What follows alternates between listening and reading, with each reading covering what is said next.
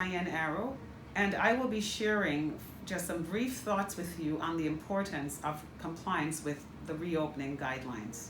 Before I share my thoughts, however, I want you to take note that as I'm speaking, I am fully masked. My reason for being fully masked is that there is a recorder in the room who is also fully masked, and although we are both social distanced by at least 6 feet, it is very important that in order to protect each other, that we remain masked while we are sharing the same space.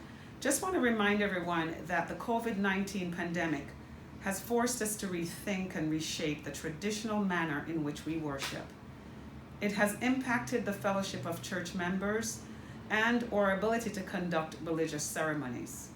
Many of us long for the return of in-person worship when we can sing praises to God and just worship Him and to fellowship, because we share so many of the same values, and I know it provides mental comfort to me, and I'm sure for many of us.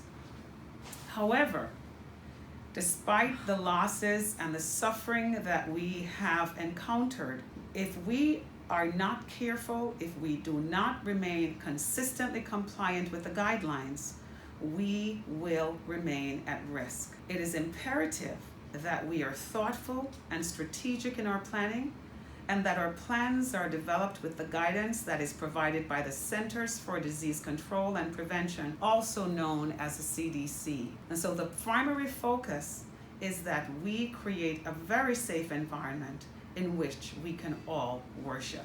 Given this goal, I will be speaking briefly on the key points for compliance, which will help us to think about all the aspects of worship that may be impacted from a public health perspective. Just want to remind us that the COVID-19 virus spreads from person to person through respiratory droplets. If an infected person coughs or sneezes, the droplets can land on surfaces and they can actually impact a person that is nearby. And so that is why the need for wearing masks, particularly when speaking, is so critical. We do not want anyone to breathe in our droplets. And although we may be aware of the signs and symptoms of an infected person, there is still so much that is not known. And there are people that are asymptomatic. They show no signs and symptoms and can even sometimes pass screening criterion outside of testing and can spread the viruses within our churches. When we are consistent with following the CDC guidelines, it can significantly minimize the risk of spreading the virus in our churches and also in our communities.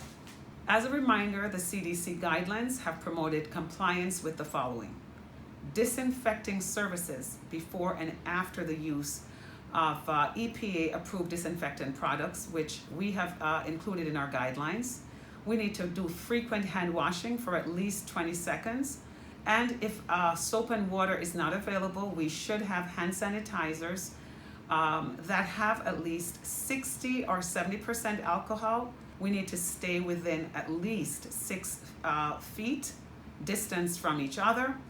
And everyone over the age of 2 years should always wear a mask. Not sometimes, but always wear a mask.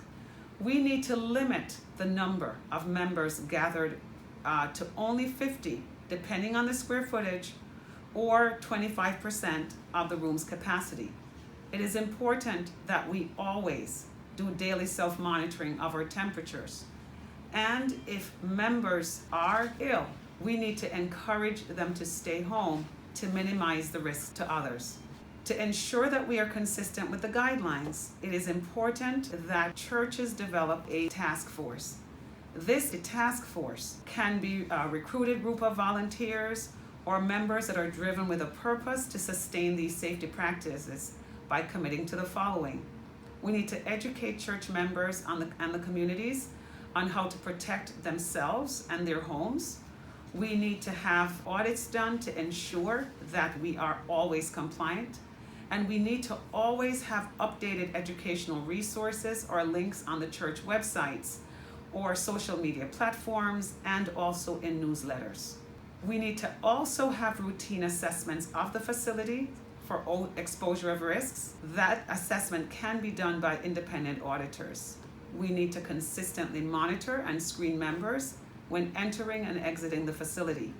And we need to always adequately stock supplies for members' use. It is also important that we maintain a hotline for members to contact for any questions or concerns regarding safety guidelines, or if they have special requests for support groups or for prayer. And this hotline can actually be used for members to anonymously report lack of compliance, because lack of compliance means that we are placing each other at risk.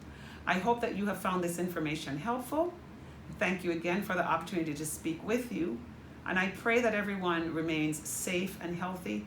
I am looking forward for all of us to fellowship with our churches very soon. Thank you.